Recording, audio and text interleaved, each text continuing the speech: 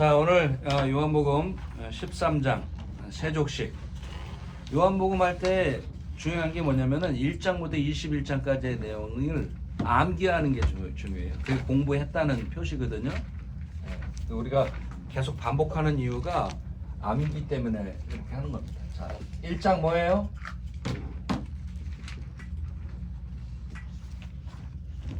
성육신. 2장 가나 혼인잔치. 3장 니고데모. 4장 수가성 여인. 5장 베데스다. 6장 오병 이어. 7장 초막절. 8장 가늠한 여인. 9장 실로암 연못. 10장 선한 목자. 이걸 다 어떻게 외워요? 11장 나사로. 12장 예루살렘 입성.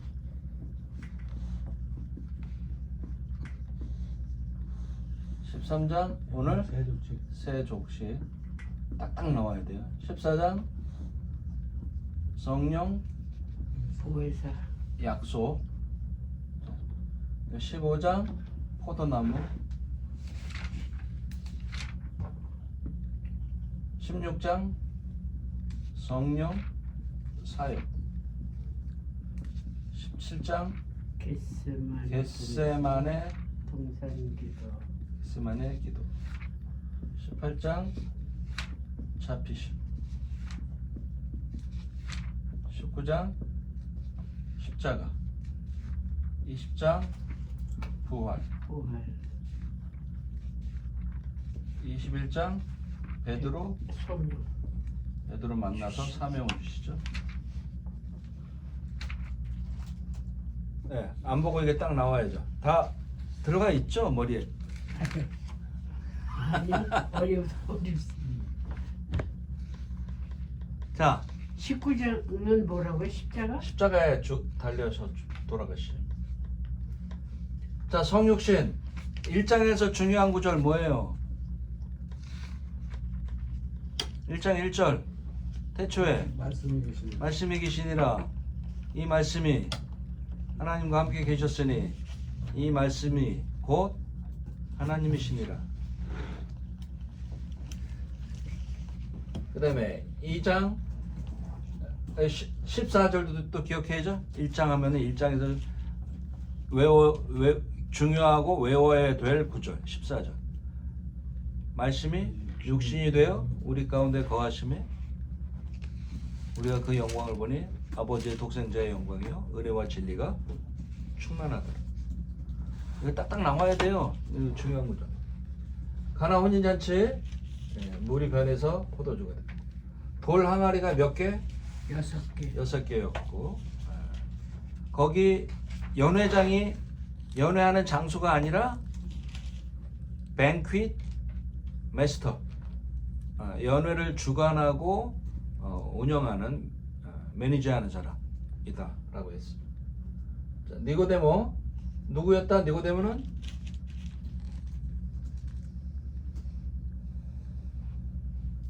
니고데모 누구? 사내들인 공회원이었다. 그러니까 오늘 우리 말로 하면은 국회의원. 이 사람이 언제 예수를 찾아왔다? 밤에 찾아왔다. 그래서 거듭남에 대한 것을 예수님이 말씀하시면서 물과 성령으로 거듭나야 하나님 나라 물과 성령으로 거듭나야 된다. 그리고 뭐라 그랬어요? 모세가 광야에서 뱀을 든 것 같이 인자도 들려야 한다. 그러면서 3장 16절 하나님이 세상을 이처럼 사랑하사 독생자를 주셨으니 그래서 나온 말씀이다. 요한복음 3장 16절이 그런 말씀 이렇습니다. 나중에 니고데모가 또 등장합니다. 예, 니고데모가 수가성 여인, 예. 남편이 몇 명이었었어요? 5. 우리는 이 산에서 예배하였는데 당신이 예배할 곳은 예루살렘이 어디입니까? 있다. 예루살렘. 그러니까 여기서도 아니고 예루살렘도 아니다. 하나님께 예배할 때가 오는데 이르리라. 예, 뭐라 그랬어요? 알지 못하는 것을 예배하고 우리는 아는 것을 그래서 예배하고 4장 24절 하나님은 영이시니 신이 예배하는 자가 영같이 신령과 진정으로 예배하시라. 그 신령과 진정이 원어로 뭐라 그랬죠? 신령과 진정이라서 굉장히 뜻이 애매하다 그랬죠. 번역을 그렇게 해가지고 뭐다? 신령은 성령 그리고 진리로 진정은 진리로 그러니까 성령과 진리로 예배해야 된다. 베데스다 연못에서 고쳤는데 사실 예수님의 어떠한 그 핍박, 고난, 죽음, 죽이기로 결정하게 된 게 베데스다 사건으로부터 시작됐다. 왜 그래요? 언제 고쳤기 때문에? 안식일 여기서부터 죽이려고 해서 이제 율법사들, 사내들인 공회원들이 계속 추적을 하죠. 그러면서 예수님이 5장 39절에 그 중요한 구절 뭐예요? 너희가 성경에서 영생을 얻는 줄 알고 성경을 상고하거니와 이 성경이 곧 내게 대하여 증거하는 것이다. 거기에 성경은 어떤 성경이다? 구약 성경. 토라 말하는 거. 네, 구약 성경. 그다음에 이제 오병이요. 자, 사복음서에 다 나오는 이적은 딱 하나. 그게 뭐다? 오병이어다. 다 나온다고 하는 것은 그만큼 이 이적이 중요하다라고 하는 것이 하나도 안 빠지고 다 기록을 하니까. 그러면 오병이어의 이적이 왜 얼마나 중요하기에 다 기록을 했느냐? 오병이어를 일으킨 목적. 자, 기적과 이적은 다르다고 그랬어요. 기적은 초자연적으로 일어나는 일들을 기적이라고 합니다. 그렇죠? 초자연적으로. 이 이적은 뭐라 그랬어요? 이적은 사인이라 사인. 이적은 거기에 사인이 있는 거예요. 무슨 의미가 담겨져 있는 거예요. 오병이어 이적의 사인은 뭡니까? 예수 그리스도가 곧 뭐다? 생명의 양식이다. 생명의 떡이다. 생명의 양식이다. 라고 하는 거죠. 예수로만 생명을 얻을 수 있다. 영생을 얻을 수 있다. 그렇기 때문에 사복음서에 다 기록을 한 거예요. 그렇게 중요하잖아요. 그 다음에 초막절. 초막절에서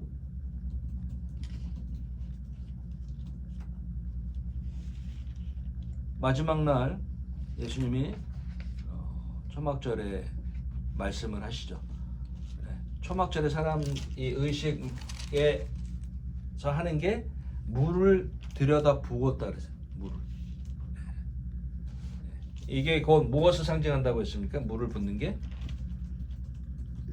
성령의 부어주심. 그걸 상징한다 그랬어요. 그래서 예수님이 누구든지 목마르거든 내게로 와서 마셔라. 나를 믿는 자는 그 배에서 생수의 강이 흘러나리라. 중요한 말씀 했잖아요. 누구로 말미암아 생수의 강? 예수. 그 생수가 뭐예요? 성령이에요. 성령. 예수로 말미암아 성령의 충만함을 누리신. 자, 그게 요엘서 2장의 말씀의 성취다. 내가 만민에게 하나님의 신을 부어주리니 라고 했죠. 요엘 2장의 말씀에서 자, 이제 가늠한 여인을 예수님이 어떻게 하셨어요? 사람들이한테 있었을 때 땅바닥에 글씨 무엇을 쓰셨죠? 글이나 그림이나 무엇을 쓰셨어요? 그리고 그러면서 사람들에게 죄 비난하려고 온 사람들에게 뭐라 그랬어요? 없는 누구든지 죄 없는 자가 돌로 쳐라. 그러니까 돌로 칠 자가 없었죠. 그래서 아이서부터 어른까지 다 물러갔다라고 했습니다. 그러면서 이 여인에게 다시는 죄를 범치 말라라고 하시면서 너희가 진리를 알아야 된다. 진리. 그래서 8장 32절 그 유명한 구절 뭐라 했어요? 진리를 알지니 진리가 너희를 자유케 하리라. 그러니까 진리 안에 있지 않았기 때문에 자유에 반대하는 뭐예요? 억압이죠. 구속이죠. 그래서 예수 그리스도 아닌 진리 아닌 율법에 사로잡힌 자들은 어때요? 율법에 얽매여서 살게 된다. 그래서 진리를 알아야 된다. 진리를 알지니 진리가 너희를 자유케 하리라. 그것과 일맥상통하는 예수님의 말씀이 있었다 그랬죠. 마태복음 10장 28절.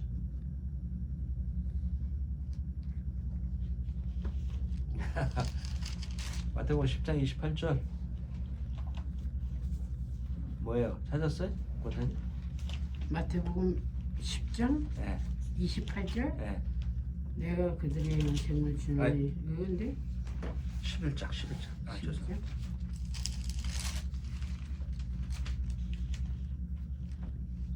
이 말을 하고 돌아가서 가만히 그 장의 말들을 보라되 아닌데 11장 28절 예. 18절 몇 절인가요? 수고하고 무거운 짐이 예. 수고하고 무거운 짐진 자들아. 11장 28절. 11장 28절이죠? 예. 수고하고 무거운 짐진 자들아 다 내게로 오라. 내가 너희를 쉬게 하리. 거기에 수고하고 무거운 짐 유대인들에게 그게 무엇이었다? 율법이었다.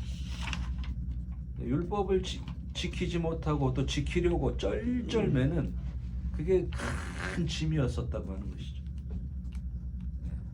근데 예수님이 주는 진리, 말씀 여기에는 뭐예요? 생명이 있는 것이죠. 그래서 너희 마음이 쉼을 얻을 것이다. 그것이 이제 가늠한 여인 요한복음 8장에서 나온 말씀이라고 하는 거예요. 이게 연결이 돼서 다 기억이 돼야 됩니다. 그래서 실로암 연못, 실로암 뜻이 뭐라 그랬죠? 연못 이름 뜻이 보냄을 받았다. 보냄을 받았다. 그래서 실로암 사건을 통해서 그 이전부터 이제 점점점 예수를 믿는 자, 그리고 예수와 예수를 믿는 자들에 대한 억압, 그 다음에 구속하려고 하는 법적인 것들이 계속 강화가 되면서 눈뜬 사람을 통해서 예수를 믿으려고 하는 사람들은 어떻게 하기로 결정했습니까? 공회가 출교하기로 결정했죠. 그래서 부모가 출교 당할까봐 우리 아이에게 직접 물어보라 라고 하면서 했었던 것이 이제 기억. 그다음에 선한 목자, 선한 목자. 예수 말고 예수만 선한 목자고 예수 말고 이스라엘의 목자 역할을 하는 종교 지도자들 누굽니까? 종교 지도자들이요. 이스라엘 백성의 지도자들. 제사장도 제사장, 서기관 서기관, 율법사 율법사, 바리새인, 그리고 공회원들, 공회원. 이 사람들이 다 뭐라 했어요? 절도요, 강도라고 했죠. 절도요, 강도. 그러니까 예수님 말고 예수님이 나타나지 않았으면요, 그냥 백성들은 죽을 때까지 이 사람들한테 당하면서 살았던 거예요. 피를 빨아먹는, 백성들의 피를 빨아먹었던 거죠. 그래서 예수님이 나타나니까, 예수님 전에 슈퍼스타가 한 명 있었죠. 예수님 전에 예수님 역할을 했었던 누굽니까? 네? 세례요? 예, 세례요한. 세례요한이 먼저 주의 길을 평탄케 하고, 첩경을 평탄케 하고 주의 길을 예비했었죠. 그래서 예수님이 해야 할 일을 세례요한이 먼저 했던 거죠. 그래서 세례요한과 예수님이 동일하게 외쳤던 복음, 선포, 그 내용, 그것이 무엇이었습니까? 회개하라. 회개하라, 천국이 가까웠네. 똑같이 했죠, 예수님이. 그러니까 세례요한이 군인들은 이렇게 하고 지도자들은 이렇게 하고 하면서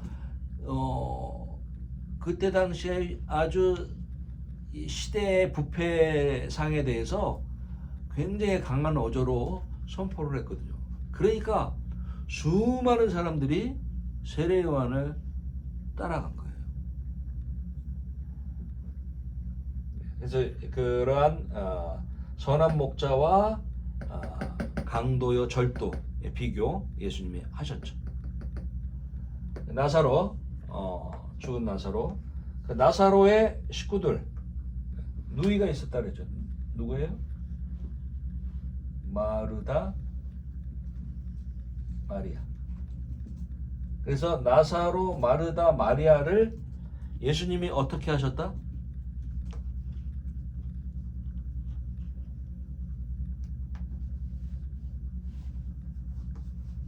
그냥 보통 관계가 아니고 예수님이 특별히 사랑한 사람들이었다. 네. 그래서 여기서 마리아가 어떻게 했어요? 마리아가 말씀.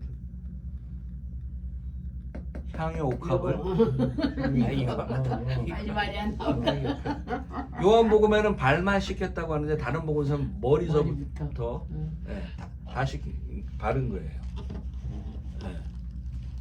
그리고 뭘로 예수님의 발을 씻겼어요? 머리털로, 자기 머리털로.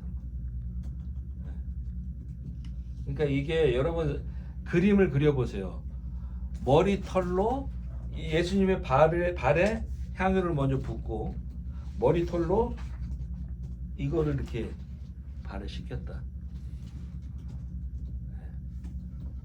근데 오늘 이제 세족식에서 이제 비슷한 것이 나옵니다. 예루살렘 입성, 지난주에 이제 입성하시죠. 그래서 뭘 타고 들어가셨어요? 어린날. 나귀 새끼. 새끼. 네, 나귀 새끼. 그래서 그거는 어느 성경의 예언을 성취하는 것이었다. 스가랴서 9장 9절. 이거 외우셔야 돼요. 스가랴 몇 장 9장 9절. 반드시 외워야 돼요. 나귀 새끼를 타셨다. 스가랴서 9장 9절. 오늘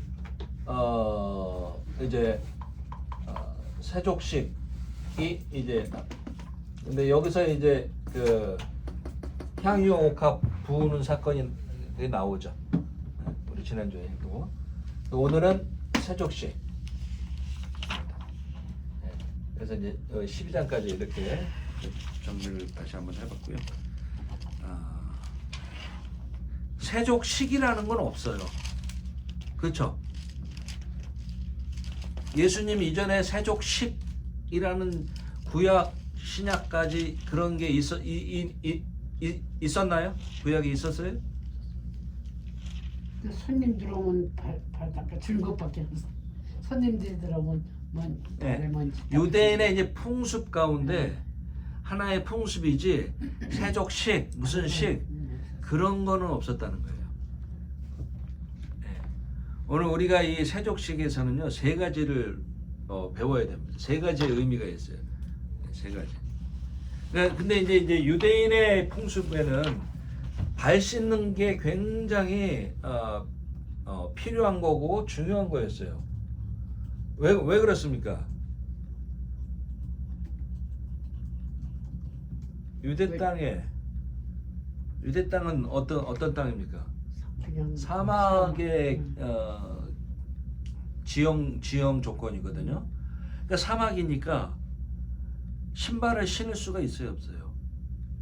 없죠. 왜냐면 모래가 돌 이게 계속 들어가니까. 그러니까 뭘 신고 다닙니까? 샌들. 그거 우리 영어식이고 그 사람들 이 성경 용어로 하셔야죠. 아니 신들로. 신들매. 네, 신들매를 신고 다녔단 말이에요. 게다는요. 일본식으로 말하면 게다짝이네. 게다짜 맞아요. 게다짜 오랜만에 듣네요. 게다짜. 근데 그거는 어떻게 만들어져 있습니까? 게다짜 아니 저기 뭐야 신들매. 이렇게 꽁꽁 묶는 거 아니에요? 네. 잘 모르겠는데 그럴 것 같아. 신들매 풀기도 감당치 예, 그렇고 넣으니까 뭐 이렇게 막 그냥 이렇게 바닥에 이렇게 싣고 여기다 이렇게 줄로 꽁꽁. 네, 가죽이나 이런 천 아니면 뭐 나무도 좀 사용할 수도 있는데 나무는 이제 주로 이제 일본 사람들만은 그 뭐에 장르 게다라고요. 게다 짝이라고요. 게다. 남학신이라고 됐고. 한국은 남학신. 남학신, 게다. 한국은 남학신. 일본은 게다. 어쨌든 뭐 유대인들하고는 좀 다른데 가죽이나 뭐 끈 천을 이용해 가지고 신발 모양을 만든 다음에 그 다음에 이거를 고정하는 건 끈이에요. 끈으로 이렇게 묶습니다. 그래서 세례 요한이 뭐라 그러냐면은 나는 예수님의 그 신들매에 무엇도 풀기도 감당치 못했다. 끈을 풀기도 나는 감당치 못한다. 그분은 워낙 높으신 분이기 때문에. 근데 왜 샌들을 신고 다니기 때문에 조금만 다녀도 더러워지지. 발가락이 그냥 막 때가 꼬질꼬질 끼는 거예요. 먼지부터 해가지고. 그러니까 이제 손님이 찾아왔다. 손님이 한참 걸어서 집에 왔을 거 아니에요. 그럼 그 손님이 높으시고 그리고 중요한 분이다라고 했을 때는 뭐부터 해드려야 되는 거예요? 발부터 닦아주시. 발부터 닦아줘야 되는 거예요. 손님 왔으면.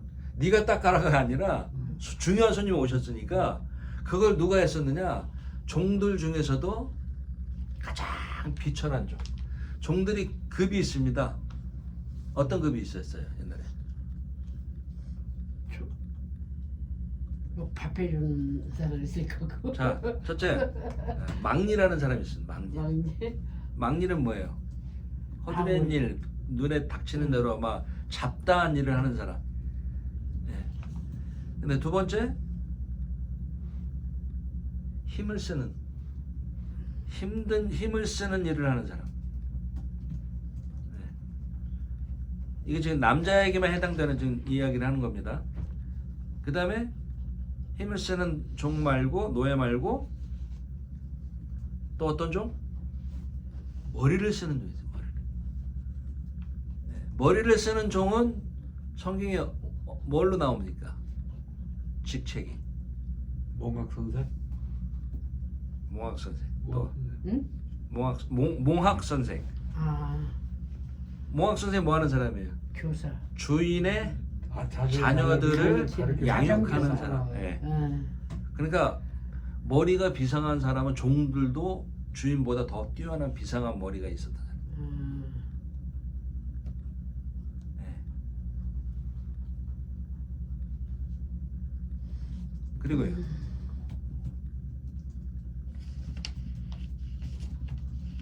주인 옆에, 청지기.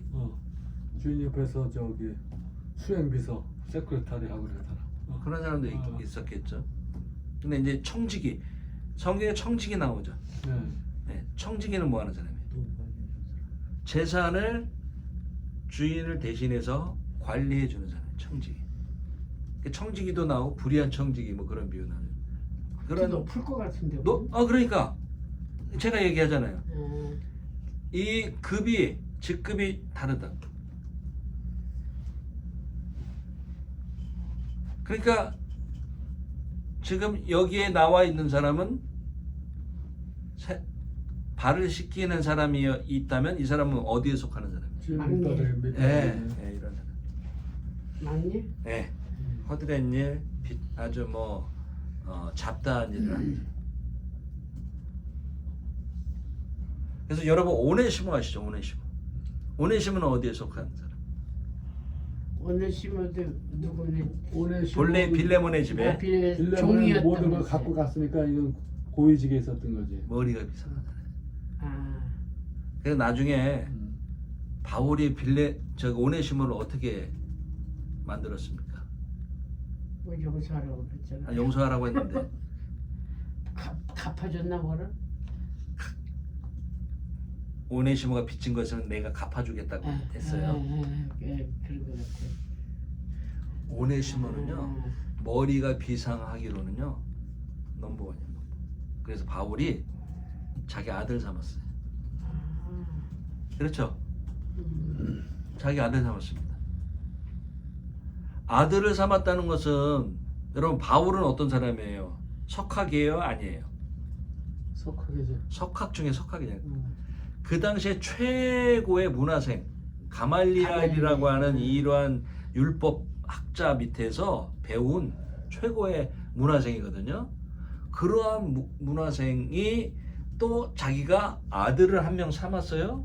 그 사람이 석학일 정도로 머리가 비상하지 않으면 안 되는 거죠. 그러니까 바울의 신학을 다 전수받은 거예요. 바울의 신학을. 그래야 아들 삼는 거죠. 신학과 그 다음에 성경, 그 다음에 뭐예요? 신앙까지 다 받아야 아들 삼는 거죠. 그냥 아들이라고 할 수 없죠. 그래서 그러한 오네시모, 그 다음에 또 누구 바울에게 아들이 또 있었죠. 누굽니까? 디모데 있었죠. 근데 사실 성경 학자들에 의하면요, 바울의 그 13권의 이 편지를 수집하고 바울이 다 편지 보냈는데 이거 나중에 이거를 모아 오지 않으면은 이 성경이 지금 바울 서신이 여기 기록으로 남을 수 없잖아요. 그 일을 누가 했다고 성경학자들은 다 입을 모아서 얘기하냐면은 죄송합니다. 디모데가 아니고 오네시모.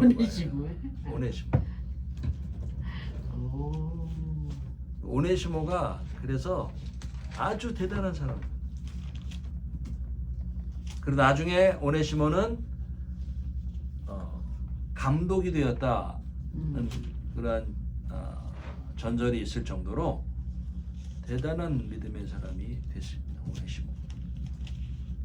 오네시모를 그래서 이제 종 얘기가 나와서 그래서 이제 누가 손님이 왔을 때 가장 비천한 자가 가서 발을 씻겨주는 겁니다. 남의 발 씻겨주신 적 있는 분 여기서? 목사 이거 해봤어요? 어디 교회에서 해봤어요? 집에서 해봤어요? 아니 집에서는 안 해봤고 교회 행사로 수련회 가서 이런데 세족식 한다고 해서 권사님 장로님 해보셨어요? 안 해본 것 같아요. 여기는 기억이 없어요. 이렇게 물을 떠서 하고 그럴 여기가 아니야. 미국 생활이에요. 미국 생활에서 해본 적 없으신 거죠?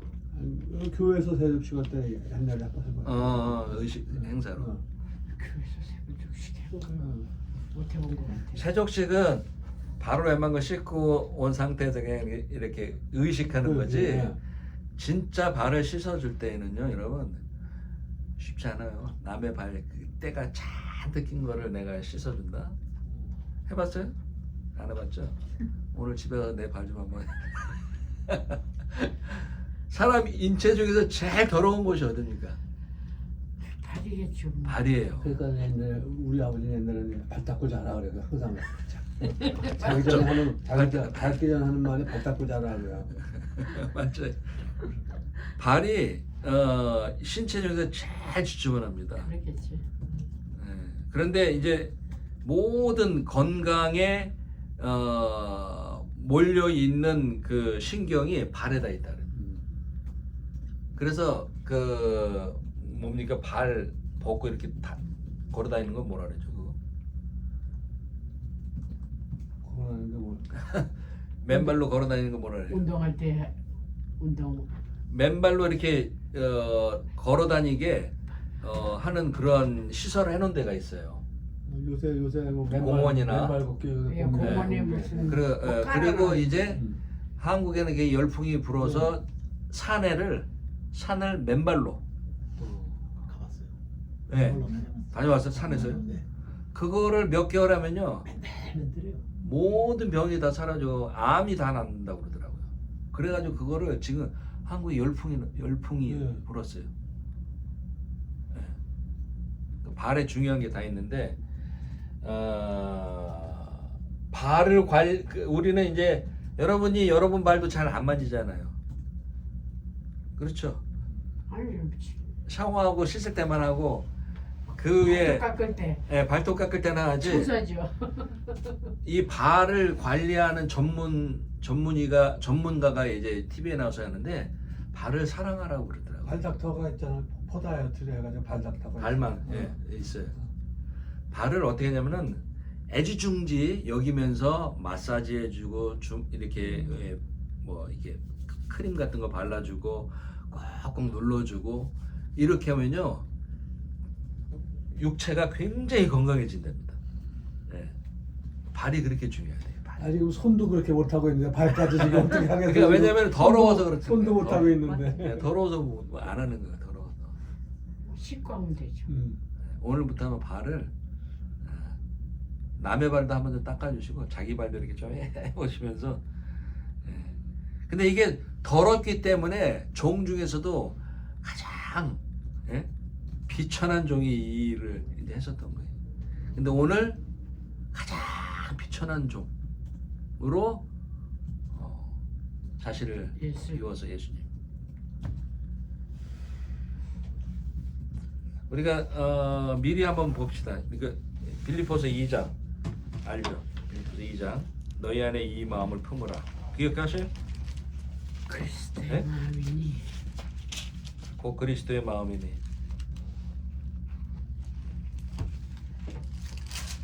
빌립보서 2장 5절. 네. 너희 안에 이 마음을 품으라. 뭐라고 해요? 그리스도 예수의 마음. 곧 그리스도 예수의 마음이니 그는 근본 하나님의 본체시나 하나님과 동등됨을 취할 것으로 여기지 아니하고 오히려 자기를 비어 뭐예요? 종의 형체를 가졌다. 사람들과 같이 되었고 사람의 모양으로 나타나셨음에 자기를 낮추시고 죽기까지 복종하셨으니 곧 십자가에 죽으십니다. 자, 사람의 형체가 아니라 어떤 형체를 가졌다고 했어요? 종의 형체라고 했어요. 종. 이 시대의 종은 우리가 지금 생각하고 있는 그 종하고는 다른 거예요. 이 시대의 종은 뭡니까? 짐승처럼 부렸죠. 그랬겠죠.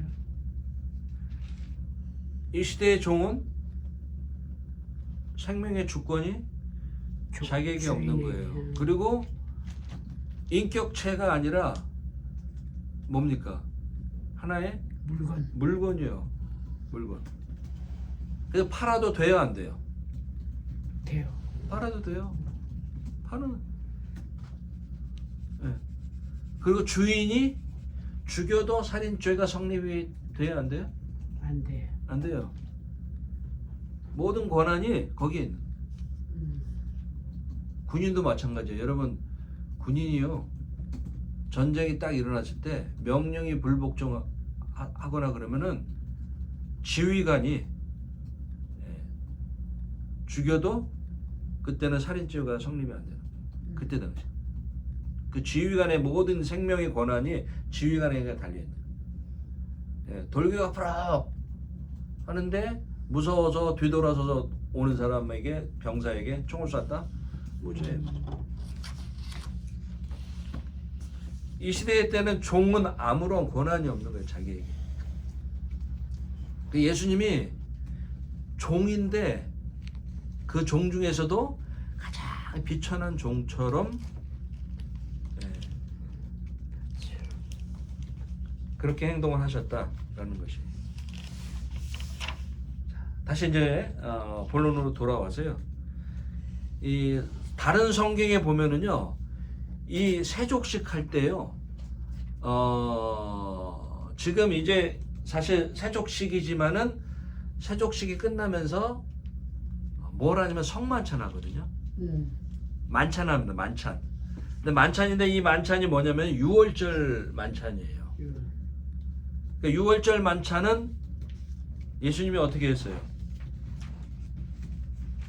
제자들에게 가서 일단은 너희가 가서 유월절을 좀 준비해 오라 라고 했어요. 어디에서 무엇을 사가지고, 장소도 없잖아요.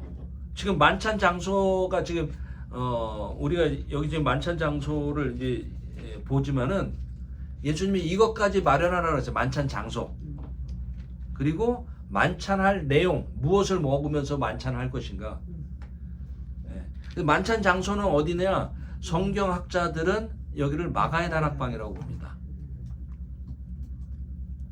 마가의 다락방에서 만찬을 하는데 제자들에게 가서 그랬어요. 너희가 가서 준비하라. 그 어떻게 준비합니까? 어떤 사람이 물 한 동이를 이고 가는데 그 사람을 만나서 우리 주께서 여기서 만찬을 유월절을 준비하려고 하는데 어떻게 하면 좋겠느냐라고 물어봐라. 그러면은 그 사람이 안내할 것이다 라고 해서 그 사람이 자기 집 다락방을 해서 그러니까 그거를 다 예수님 미리 말씀해 주셔서 그런 사람 만날 것이고 그 사람이 그 장소를 준비할 것이다. 근데 했더니 그대로 된 것이에요. 그리고 만찬의 내용은 떡하고 포도주. 자, 그래서 이제 유월절을 그것을 이렇게 하는데 떡하고 포도는 누가 준비해? 그 제자들한테 준비해 오라 그랬어요. 근데 그게 얘기했지만은 무슨 절기 때 이것을 하는 거예요, 지금? 6월절. 지금 6월절에 예루살렘 입성하셨잖아요. 6월절에. 6월절 엿새 전에. 그러니까 6월절을 지키기 6월절이지만은 지금 예수님의 구속사의 완성을 위해서 지금 예루살렘 입성한 거란 말이에요. 들어가셨어요. 그래서 예루살렘의 6월절을 좀 준비를 하라 해서 여기 마가의 다락방에 사람들이, 제자들이 이렇게 모였었다라고 하는 거예요. 떡과 포도주 12명이. 그러면 왜 6월절을 준비하라고 했었느냐? 6월절 만찬을.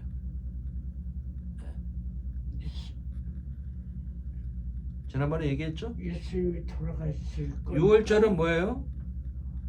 열재앙 중에 마지막 장자의 죽음 속에서 이스라엘 백성들이 넘어간다. 이스라엘 백성들에게, 그리고 애굽의 백성들에게는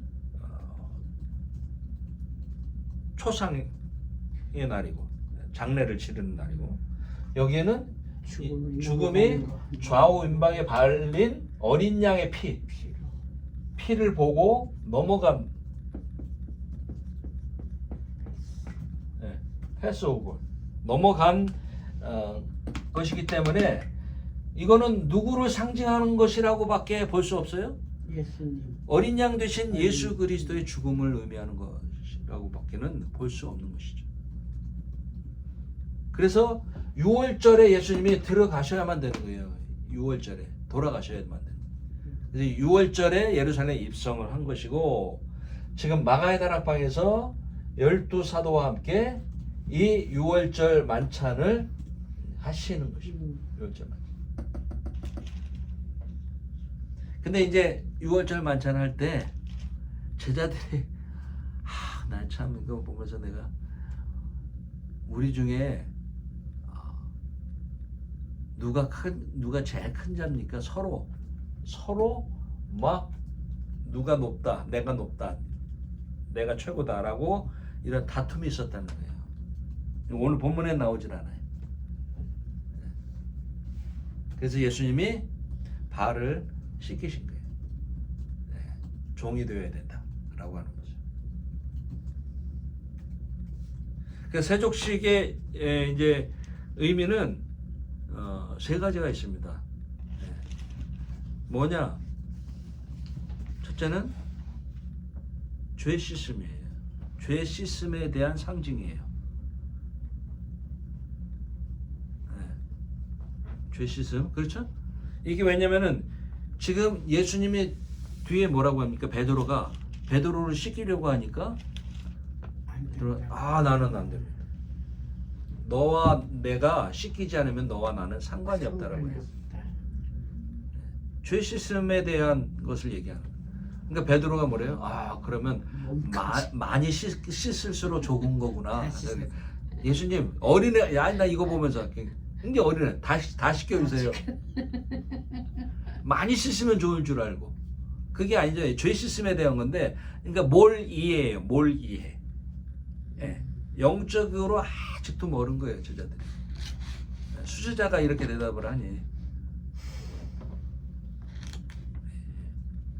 그리고 두 번째는 겸손을 가르쳐 주신 거죠.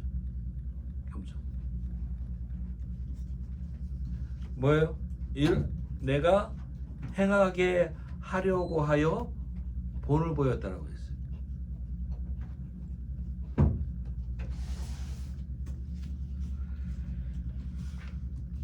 그런 의미들을 생각하면서 세 번째는 우리가 이제 본문을 보면서 그거를 또 같이 나누도록 하겠습니다.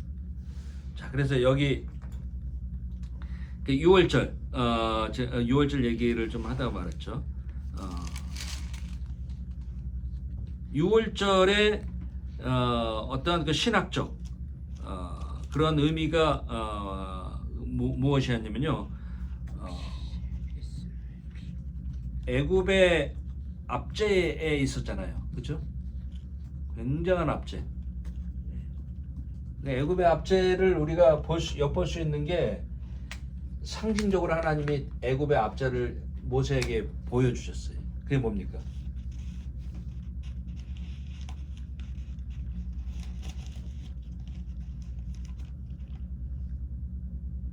모세가 광야에서 양을 칠 때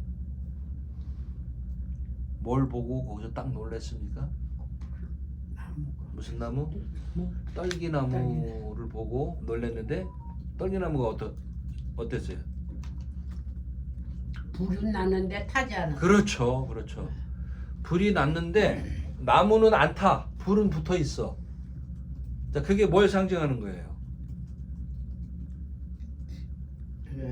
이스라엘 백성들의 고통, 고난을 상징하는 거예요. 떨기나무는 이스라엘 백성, 붙은 불은 고난, 고생, 박해. 근데 나무는 어떻게? 불은 붙어 있는데 나무는 타지 않았죠. 그러니까 하나님이 핍박과 환난 가운데서도 보호하신다는 뜻이. 그걸 보여주신 거예요. 모세에게. 너가 가서 이스라엘 백성을 구원하라. 내가 떨기나무에서 불붙은 떨기나무를 보호하는 것처럼 내가 그들을 출애굽시킬 것이다. 그런 압제 속에 있었기 때문에 이 6월절은 뭐냐면은 거기서 벗어나게 한다는 것이잖아요. 6월절. 이건 뭐예요? 이거는 예수님이 뭐예요? 죄와 사단의 핍박 속에서 우리를 계속해서 지키시고 벗어나게 하신다. 그 다음에 여기 이제 장자의 죽음을 막은 어린 양의 대속적 죽음이라고 제가 적어놨는데, 죽음을 막는 유일한 길, 그건 뭐예요? 어린 양의 피밖에 없는 것이죠. 예수 밖에는 죽음에서 구원을 이루어 줄 수 있는 것이 그 어느 것도 없다. 예수 말고는 없어요. 예수 말고. 그렇죠? 예수 말고.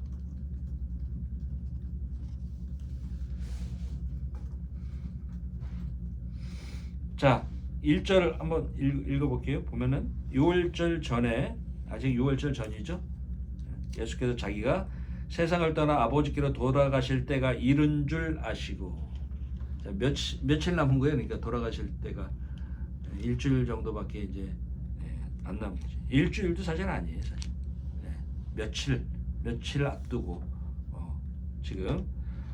근데 여기서 세상에 있는 자기 사람들을 사랑하시되 뭐라고 했습니까? 끝까지 사랑하신다.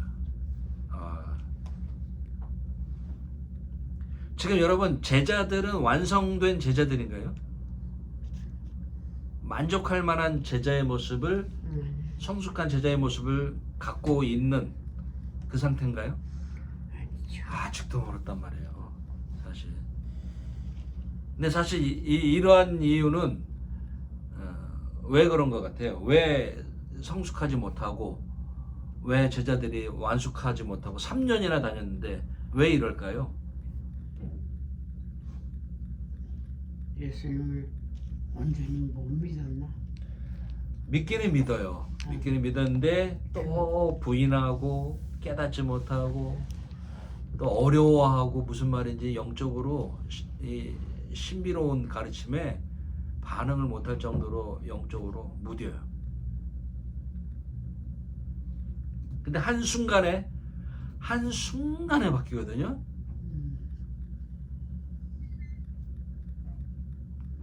그 한순간이 뭡니까? 신의 한순. 그게 뭐예요? 성령님이 함께할 때. 성령 강림. 뭘 받고 나서 완전히 바뀐 거예요? 성령 받고 나서. 성령 받고. 그러니까 성령 받기 전과 받은 후가 완전히 다른 거예요. 사람은 언제 바뀝니까? 사람은 언제 바뀌어요? 고로 사람은 성령 받아야 바뀐다. 성령 받아요. 그래서 성령 안 받았냐? 받았죠. 성령 체험도 하고. 그렇지만 성령 충만할 때, 성령 충만할 때 바뀐다. 믿습니까? 여러분 믿습니까 다? 아멘. 아멘들을 안 하시니까 아직 성령을 안 받으셨네. 아니, 받았을 때는 감사하고 그런데요, 얼마 정도 지나면 그 잠깐 또 잊어버린단 말이에요. 그게 참, 그럴 때는 이거 내가 진짜 성령 받은 거야 뭐야, 이런 생각이 들어요. 모든 것의 답은 성령 충만. 충만해야 돼. 성령 충만이 답입니다. 충만하지 못해서. 성령 충만을 위해서 살아야 돼. 그러니까 제자들이 아직도 멀었어요. 멀었지만 오늘 예수님의 마음을 우리들이 가져야 돼요. 자기 사람들을 사랑하시되 어떻게 해요? 끝까지 사랑하시더라. 야, 끝까지. 1절. 여러분 그래서 고민하는 거야. 이 13장 1절 가지고도 설교가 1시간이 나와요. 그렇죠? 지금 계속해서 지금 변죽만 올리고 지금 일자 한 거예요. 벗어나지 못해요? 이거 오늘 내일 새겠네 이거 나 끝나네 오늘. 제일 중요한 거. 자기 세상에 있는 자기 사람들을 사랑하시되 어떻게 해요? 끝까지 사랑하시느라. 끝까지. 그 지금 곧 죽으시는데 끝까지 함께 가겠다고 하는 것이죠. 근데 사실 며칠 지나면 이 제자들이 어떻게 해요? 예수를 부인하고 다 도망갑니다. 네. 다 도망가요. 그거를 알고서도 예수님이 어떻게 해요? 끝까지 사랑하시는. 여기 안에 누가 지금 포함되어 있습니까? 베드로 가론 아니요. 유다. 가룟 유다가 있는 가룟 유다가. 가룟 유다는 이미 예수님이 나를 팔자라고 얘기하셨어요. 그 전부터. 그런데도 지금 여기서도 어떻게 해요? 가룟 유다의 발도 씻겨 주셨다, 안 씻겨 주셨다? 씻겨 주셨어요. 이게 예수님이에요. 이게 예수님. 알고도 이렇게 할 수 있는가? 우리도 이렇게 보면은 집안에 자식들 여럿이 있어도 효도하는 자식 또 부모한테 좀 뭐 효도 안 하고 뭐 이렇게 반항하고 반역 들고 부모에 대해서 불행해보고 이런 자식들 있잖아. 지금 한국의 좌파 우파 기독교인도 지금 좌파 우파로 갈려서 그러는데 하나님은 좌파의 하나 우파의 하나님도 되지만 좌파다 부모의 마음은 똑같잖아요. 자식이 잘나서 자기한테 저기 해도 어떻게 반항을 해도 부모의 마음은 또 하나님도 그런 마음일 텐데 끝까지 사랑한다는 게 참 이게 쉬운 참. 그 한국 속담이 이게 내가 언제도 얘기한 것 같은데 미운 놈에게 뭐 하나 더 준다 그래요? 떡 하나 더 준다 그러죠. 미운 놈한테 더 준다. 네. 다른 사람 주는데 미운 사람에게는 더 많이 준다. 이거 쉽게 할 말이 아니에요. 그냥 속담처럼 듣고 지나갈 말이 아니에요. 이거 성경 같은 속담이에요. 성경 같은. 그렇게 할 수 있느냐 이거예요. 미운 사람 쳐다도 보기 싫고 말도 하기 싫고 저주하고 싶고 욕하고 싶은 대상이지 떡 하나 더 줄 수 있느냐? 그래서 그렇게 하려는데 그게 어떻게 돼요? 그렇죠. 그러니까 항상 고민하는 게 그런 거죠. 어느 정도 흉내는 내죠. 그러니까 그까지는 뭐 안 못해요. 그게 항상 고민이 그거였잖아. 그래서요 우리가 34절에 새 계명을 너에게 주노니 뭐라 그랬어요? 서로 사랑하라. 서로 사랑하라. 그 뒤가 중요한 거예요. 내가 뭐라 했습니까? 그 뒤. 너희를 사랑한 것 같이 너희도 서로 사랑하라.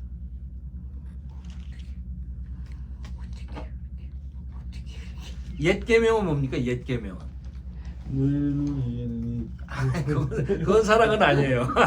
네 이웃을 사랑하라 그냥 그렇죠. 예, 이웃을 사랑하라. 사랑하라. 근데 세 계명은 세 계명은 내가 예수님처럼 할 수 있는 그게 세 계명이에요. 그걸 옛 계명도 못하겠는데 참말로. 자, 2절에 마귀가 벌써 시몬의 아들 가룟 유다의 마음에 예수를 팔려는 생각을 넣었더니 벌써 넣었어요. 사실 오늘 이 본문 전에 우리 요한복음에 나타나질 않았는데 이 가룟 유다가요 사내들인 공회 종교 지도자들 바리새인들을 만나고 왔어요. 다른 복음서에 보면 만나고 와요. 그 뭘 하냐면은 돈을 주기로 하고 돈을 받기로 하고 언제 내가 넘겨주겠다 이거를 다 결탁을 해서 합의를 다 봤어요. 보고서 여기 온 거예요.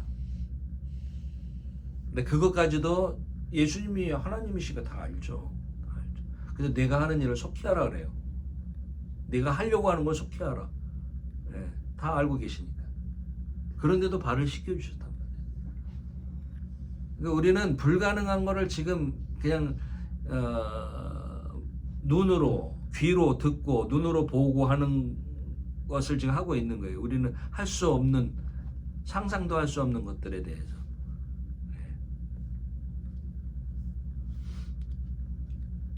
3절에 저녁 먹는 중 이제 저녁 먹습니다. 만찬을 하시는 거예요. 저녁. 네. 그래서 예수는 아버지께서 모든 것을 자기 손에 맡기신 것과 또 자기가 하나님께로부터 오셨다가 하나님께로 돌아가실 것을 아시고 이것도 아시고. 자, 그리고 나서 이제 식사 만찬을 끝내시면서 지금 다른 데서는 뒤에 좀 그러니까 밥을 잡수시고 세족식 했네. 예예예 먹는 중에서 나는 세족식 하고 밥 잡수신 줄 알았는데. 그 이제 4절에 보시면요 저녁 잡수시던 자리에서 일어나 겉옷을 벗고 그 다음에 수건을 가져다가 그다음에 허리에 두르시고 그리고 이제 이에 대야에 물을 담아 제자들의 발을 씻기시고 그 두르신 수건으로 씻기를 시작하여 한 사람 한 사람 12제자를 다 씻겨주는데 베드로가 씻김을 이제 받습니다. 그러니까 주님 왜 내 발을 씻기려고 하십니까? 이걸 모르는 거예요. 그러니까 이제 아까 얘기했듯이 세족식의 첫 번째 의미는 뭐라 그랬어요? 죄 씻는 씻음의 거에 대한 상징. 상징이라 그랬죠. 의미라 그랬잖아요. 근데 이것을 이해를 못 하는 거예요. 씻겨주는 것에 대해서. 지금 예수님은 무엇을 앞두고 이 일을 하는 거냐면 자기의 십자가에 죽는 죽음을 앞두고 이것을 하는 거예요. 그러니까 이게 다 십자가의 죽음하고 의미가 있는 거란 말이에요. 그리고 먹는 것도 포도주와 떡을 먹기 때문에 내 피, 내 살을 의미하는 거란 말이에요. 다 죽음과 연관된 일을 하는 거란 말이에요. 왜? 아까 이게 무슨 절기 지키는 거라고 그랬어요? 유월절을 위해서 지키는 거기 때문에. 그러니까 베드로는 그걸 모르는 거예요. 이 주님이 지금 이거 왜 발을 씻기는 것인가? 그리고 떡과 포도주를 할 때에도 의미를 모르니까 거기에 감화 감동을 못 느끼는 거예요, 제자들이. 자, 예수님의 대답 7절에 나의 하는 것을 내가 이제는 알지 못하나 모르는 거예요. 몰라요, 사람들이. 이후에는 알 것이다. 영적 의미를 모르니까 지금 예수님이 그대로 말씀하시는. 그러니까 베드로는 뭐예요? 절대로 씻기지 못할 것입니다. 주님 절대 씻지 말아 주세요. 여기서 이제 영적인 죄 씻음에 대한 것들을 설명해 주십니다. 8절에 예수께서 대답하시되 내가 너를 씻기지 아니하면 내가 나와 상관이 없느니라. 이해하셔요? 씻기지 않으면 상관이 없다? 뭐 때문에 상관이 없다? 죄가. 네, 죄 씻음 받지 못하면은 죄인과 구세주의 관계를 맺는 게 아니기 때문에 아무런 관계가 없다라고 하는 거예요. 그러니까 죄 씻음에 대한 상징적인 것을 알라라고 하는 거예요. 여러분 이게 나중에 제도화된 게 뭐예요? 제도화된 거. 지금 오늘날 오늘 성만찬이요? 성찬식, 성례식, 성례식. 성례식이죠. 이게 제도화된 거예요. 그래서 예수님이 이것을 하여 나를 기념하라라고 했기 때문에 성만찬, 성찬식이 계속 제도화돼서 지금까지 우리에게 온 것입니다. 근데 그거를 하지 말라는 거예요. 나는 그렇게 안 했으면 좋겠습니다.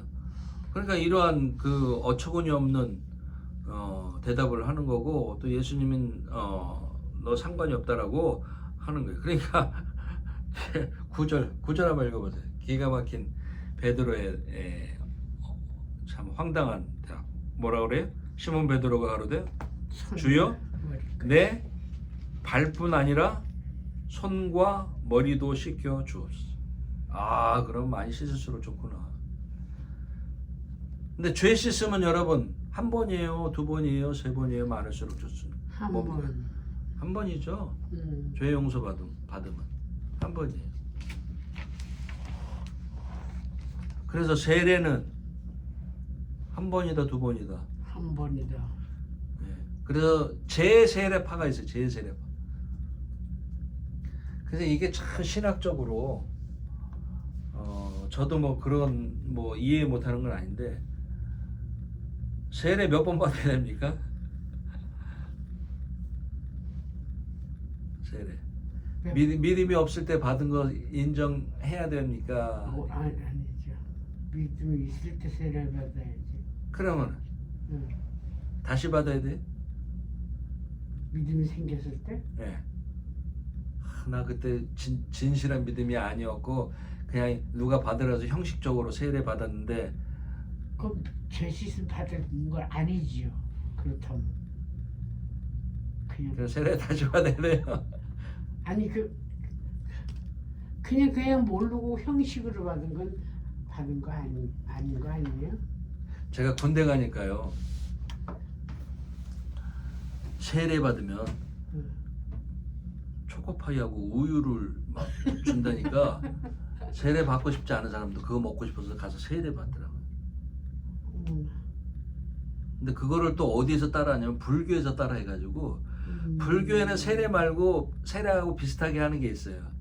그거 수계라고 합니다. 수계. 거기도 뭐지 개요 물로? 아 물로 하는 게 아니라 계율을 받는다 이런 뜻이구나. 수계. 수계식 해가지고 수계를 받는다 그래요. 계율을 받는다. 그러면은 이제 그 사람들은 수계를 받으면서 똑같이 이제 초코파이하고 뭐 주는 거예요. 근데 기독교에 교회 와서 세례 받은 놈이 거기 그거 준다고 거기 가서 또 그걸 받는 거예요. 그리고 조금 지나가지고 또 먹고 싶다 가서 세례 한번 더 받으러 오고 이런 경우. 천주교 가서 영세 받고. 네. 완전히 그런 거 어떻게 생각하세요? 그래서 받았다고 할 수가 없을 것 같은데 그런 건. 강목사님 그런 케이스 봤어요? 그래서 그러면 이제 제세례 받아야 돼. 네, 그게 제세례파예요. 또 줘야 된다면 그게 제세례. 제세례. 유아세례 제세례파가 있잖아. 예, 그래서 어린애 유아세례 태어나면 유아세례하고 유아세례 인정 안 하고. 또 이제 성인이 돼서 또 새로 오고 그러잖아. 유아세례는 이제 받은 사람이 입교만 하는 거죠. 우리는 그렇게 하는데 이제 제세례파에서는 인정 안 하고 다시 받아야 된다. 아니 그 제세례 교파는 뭐 장로교도 있고 다 있어요? 아니고 따로 있는데 그건 따로 있는 거예요?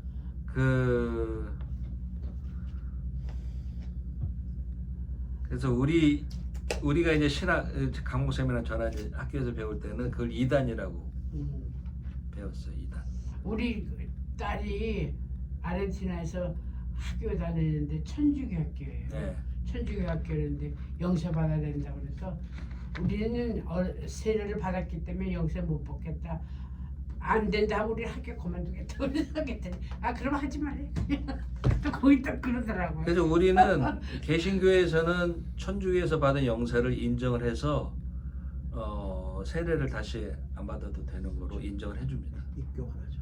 입교만 하고 그런데 이제 침례교에서는 개신교에서 이제 평신도들은 모르겠어요. 다른 교단에서 안수받은 목사가 침례교단으로 갈 수도 있잖아요. 침례교단을 바꿔서. 그러면 거기서 침례를 또 해요. 또 평신도도 아니고 목사가 가서 또 침례를 받아요. 그래서 그런 왜 것들이 바꾸는 거예요, 목사님은? 거기에서 이제 그 교단의 방침이래요. 그게 아니 그러니까 다른 바꾸냐고. 왜 침례교로 가냐고요, 목사님이? 거기 뭐 아는 사람이 있다든지 친한 친구가 오라고 한다든지 아니면은 여기서 이제 그 영주권이나 이런 신분 문제 때문에 그 교단에서 우리 교회로 당신이 오면은 영주권이나 뭐 이런 부분들을 다 해결해 준다라고 하니까 그게 이제 필요한 사람도 그렇게 가서 그렇게 하는 경우도 있어요. 어쨌든 지금 무슨 얘기하다 이렇게 여기까지 나왔죠? 세례? 네. 다 씻겨달라는 거예요. 머리부터 발끝까지. 많이 씻을수록 좋다고 생각을 했던 것이죠. 그러니까 이제 예수님이 답을 내려주시죠. 이미 목욕한 자는, 그러니까 죄 씻음 받은 자는, 그런 의미죠. 발밖에 씻을 필요가 없느니라 온몸이 깨끗하니라. 너희가 깨끗하나 다는 아니다 라고 여기 얘기하시면서 가룟 유다 얘기합니다. 여기 가룟 유다 얘기하는 가룟. 이는 자기를 팔자가 누구인지 아심이라. 그러므로 다는 깨끗이 아니하다 하시니라 라고 말씀하십니다. 자, 계속해서 이어갑니다. 저희 발을 씻기신 후에 이제 다 씻기신 거예요. 12명의 제자들을. 옷을 입으시고 다시 앉아 저희에게 이르시되 라고 하시면서 어떻게 섬겨야 하는 것에 대해서 가르칩니다. 이것은 이제 앞에 부분은 죄 씻음에 대한 거. 그러니까 두 번째 여기는 어떻게 겸손해야 될 것인가. 얘기했죠 아까 세족식의 의미에 대해서 이야기합니다. 그러니까 내가 너희에게 행한 것을 아느냐라고 하면서 너희가 나를 선생이라 또는 주라 하니 너희 말이 옳도다. 내가 그러하다. 내가 주와 또는 선생이 되어 너희 발을 씻겼으니 너희도 서로 발을 씻기는 것이 옳으니라. 자, 이거 왜 이제 세족식 했다고 제가 처음에 말씀드렸냐면 앞에 제자들이 누가 크냐라고 다툼이 일어났었어요. 그러니까 제자들 중에요 3년 동안 굉장히 알력이 심했던 것이. 그래서 제자들이 심지어는 어떻게까지 이 얘기를 했었냐면요. 예수님을 정치적인 왕, 메시아로 생각을 해서 뭐라고 그랬냐면은 예수님이 그 당신의 나라의 왕이 되면은 나를 높은 자리에 좀 앉혀달라 이렇게 얘기를 했던 거예요. 높은 자리.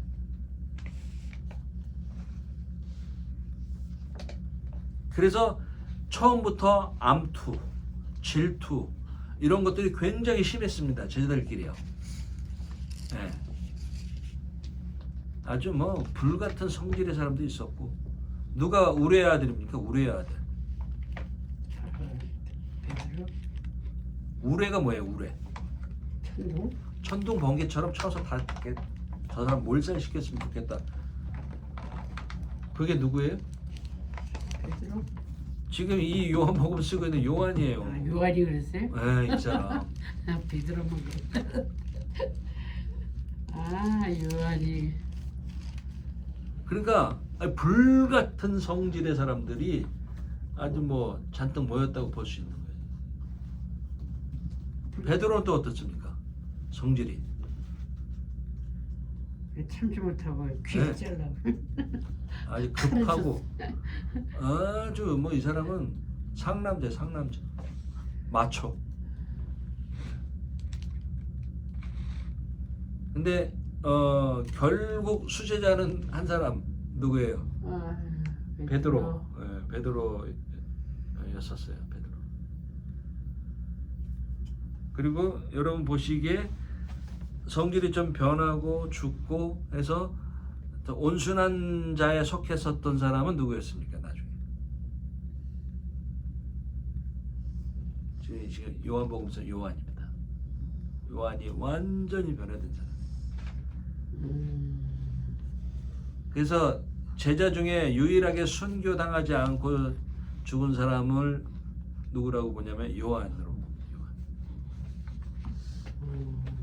그리고 요한복음 이 우리가 읽고 보고 배우지만요. 요한복음요 이 요한이 썼잖아요. 기가 막혔습니다.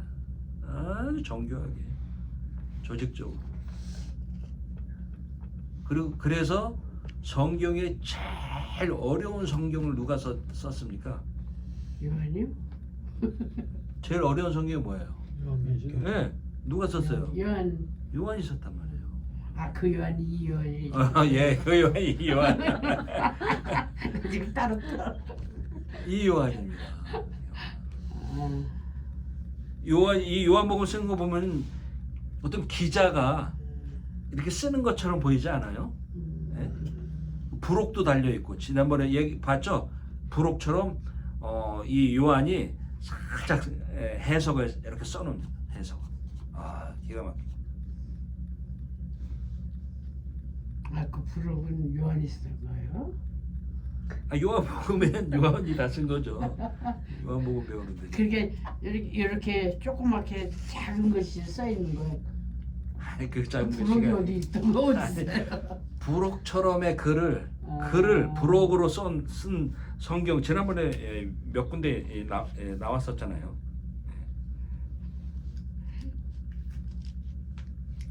그래서 이것을 왜 그 세족식을 했느냐? 대한 것들을 지금 예수님이 말씀하시는 게 본을 보이기 위해서. 싸우지 말고. 세 번째가 본을 보이기 위해서 겸손을 가르쳐 주시고. 예, 겸손. 그다음에? 겸손이에요. 겸손. 지금 겸손의 내용은 아직 안 끝났어요. 그래서 내가 너희에게 행한 것 같이 너희도 행하게 하려 하여 본을 보였노라. 본을. 그래서 여기 보세요. 16절에 내가 진실로 너희에게 이르노니 종이 상종보다 크지 못하고 보냄을 받은 자가 보낸 자보다 크지 못하니 너희가 이것을 알고 행하면 복이 있으리라.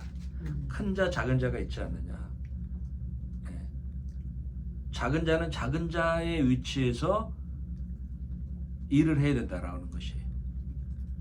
예수님이 보냄을 받은 자잖아요. 보낸 자에게 있어서 그것처럼 예수님이 행한 것처럼 너희도 나에게로부터 보냄받은 자들 아니냐, 제자들이. 그러니까 너희도 그렇게 행하라. 여러분, 교육 중에 제일 중요한 교육이 뭐예요? 효과적인 교육은? 실기. 본을 보이는 본을 보이는 거예요. 본을 보이는 본을 보이는.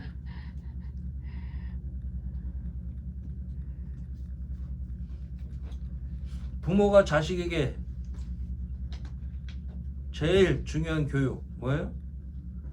야, 너 부지런해라 하면은 부모가 부지런해라.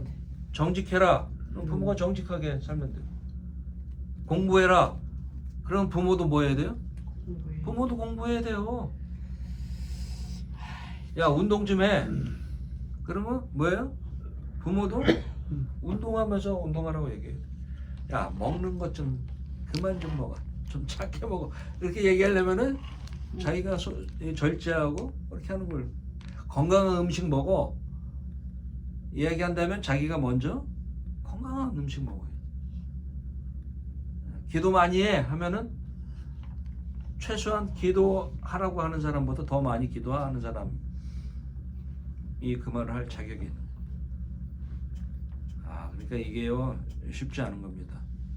본을 보이기 인 것도 쉽지 않은데 교육하려면은 자기가 먼저 하고서 그렇게 해야 되기 때문에 이게 쉽지 않은 거예요.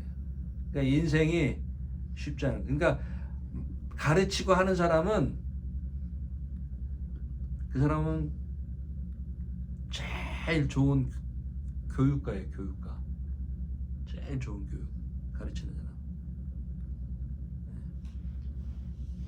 예수님이 일평생 사시면서 본을 먼저 다 보이면서 행했다라는 것이 본을 보여. 목사님 이건 다른 얘기지만 성경 읽을 때요. 예. 다독하는 게 좋아요. 정독 두 개가 다 해야 돼요. 두 개 다 해야 돼요. 예. 근데 시간이 너무 많이 걸려가지고. 다독은 그냥 빨리 많이 읽는 거 그거는 계속 해요. 계속. 정독은 이건 공부하고 묵상하고 찾아보고 그래야 되거든요. 어떨 땐 참. 지금은 인터넷이 있어서 아주 공부하기가 좋아요. 다 나오니까. 아니면은 그 AI 있죠. AI 챗 뭐 있어요. 채봇. 예, 그것도 아시네. 거기에 물어보면은 나는 그걸 다 지워버려가지고 몰라요. 못해 이제. 그 전에는 다 이제 성경 사전, 주석, 영어 성경 뭐 이렇게 쭉 놓고 저는 옛날에 그렇게 했어요. 뭐 인터넷 시대가 아니에요. 그렇게 아니 지금도 저는 인터넷을 못 하니까 만약에 그럴 경우는 어떻게 해야지 이걸 좀. 그러니까 일단은 권사님 주석 성경 하나 딱 갖고 계셔야 되고 주석 성경 이렇게 해석돼 있는 설명 거. 있는 거. 그다음에 요 밑칸에 설명돼 있는 거. 그다음에 성경 사전. 사전은 없어. 적어도 두 개는 있어야 돼요. 그래서 읽다가 바리새인 나오면 바리새인 찾는 거예요. 바리새인이 쭉 나오죠. 성경 사전이 그 다 있네. 예. 그러면은 그때 필요한 거 이렇게 해가지고. 그래서 오늘 아침에 갑자기 이두매라는 말이 생각이 나고 이두매가 뭐예요? 그러니까 뭐 대답을 못해서 나 괜히 물어봤나 보다. 미안해가지고 내가 혼났네. 예를 들어 그러면은 이제 그거를 찾으면 되는데. 예, 성경사전에서 찾으면 나오죠. 성경사전. 성경사전 뭐 요 정도밖에 안 해요. 성경만큼 두께밖에 안 되니까. 아무데나 다 있죠? 예. 근데 뭐 인터넷 하시지 않으셔요? 인터넷 못해요 나. 저 그 핸드폰에 아 그거는 있어요.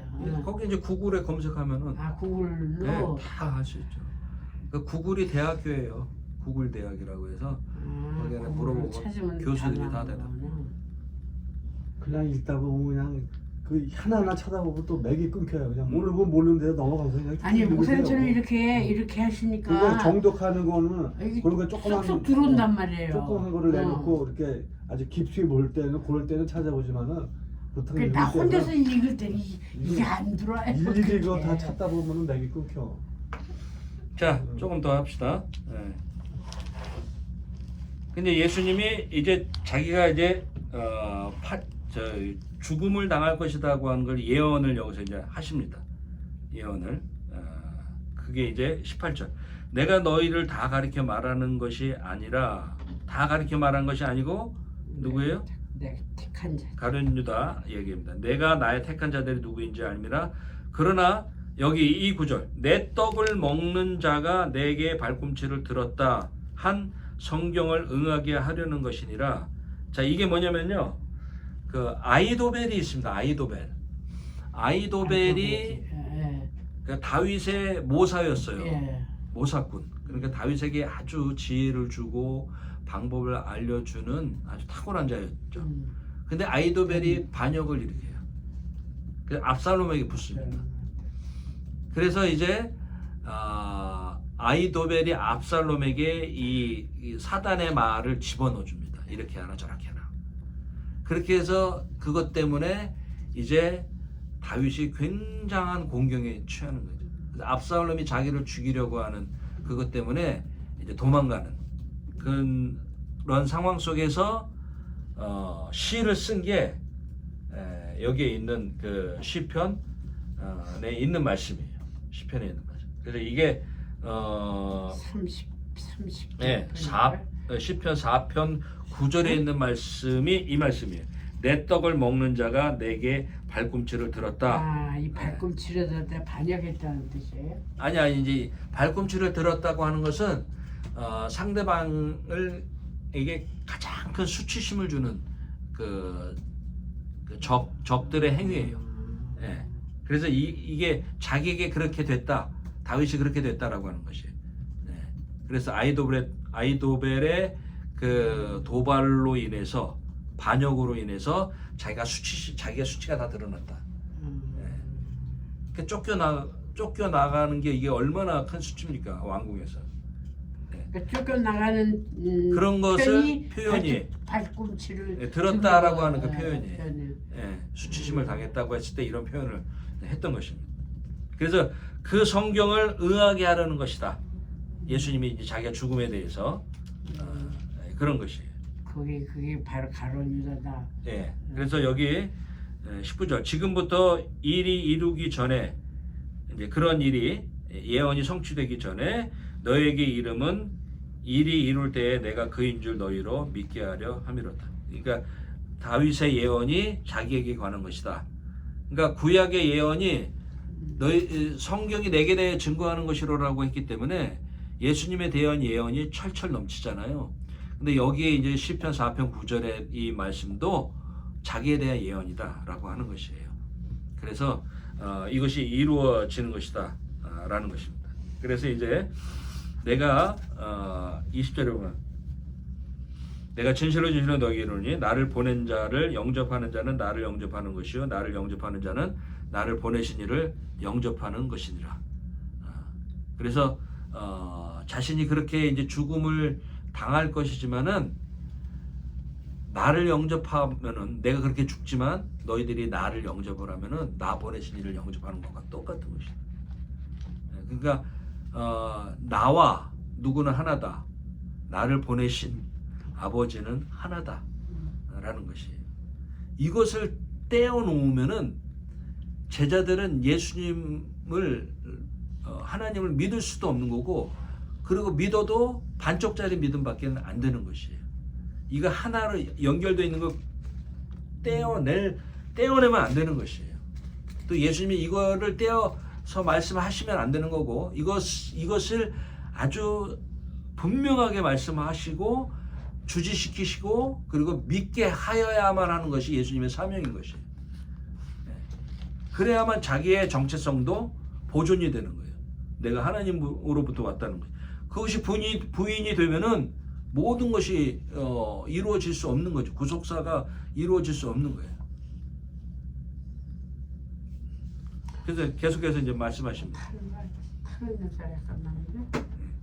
21절에 예수께서 이 말씀하시고 심령이 민망하여 증거에 가라사대 내가 진실로 너희에게 이르노니 너희 중 하나가 나를 팔리라. 예, 너희 중에서 하나가 나를 팔리라. 근데 사실 이게 여기 13명이 있었지만요, 제자들이 3년 동안 있었잖아요. 근데 3년 동안 있으면서도 이 제자들은요, 가룟 유다가 예수님을 팔 것이라고 하는 것을 알았어요, 몰랐어요? 3년 동안 몰랐어요. 그럼 여러분 상상하고 한번 대답해 보세요. 가룟 유다는 처음에는 믿음이 있는데 점점 없어졌을까요? 아니면 처음부터 믿음이 없었던 건가요?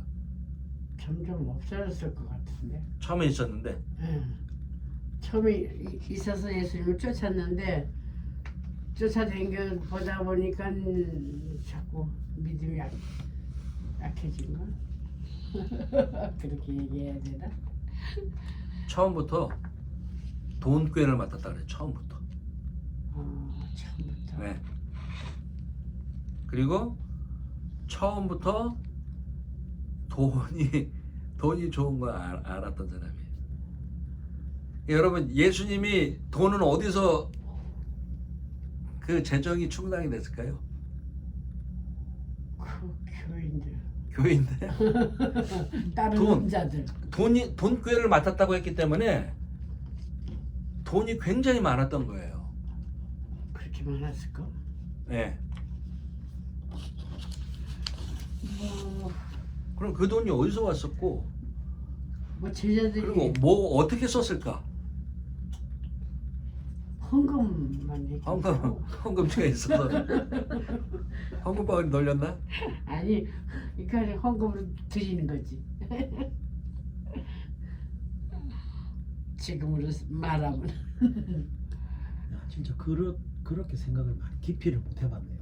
예수님의 활동 속에는 우리 항상 굶으시고 피곤하시고 어떤 그런 돈이 없는 걸로. 걸로 네. 가졌었지만 돈꾀가 있었고 돈 맡은 사람이 있었고 네, 최종 담당이 딱 있었잖아요. 그것만 물고기 입에서 나왔나? 물고기 입에서 나왔나? 그것만 담당한 거예요.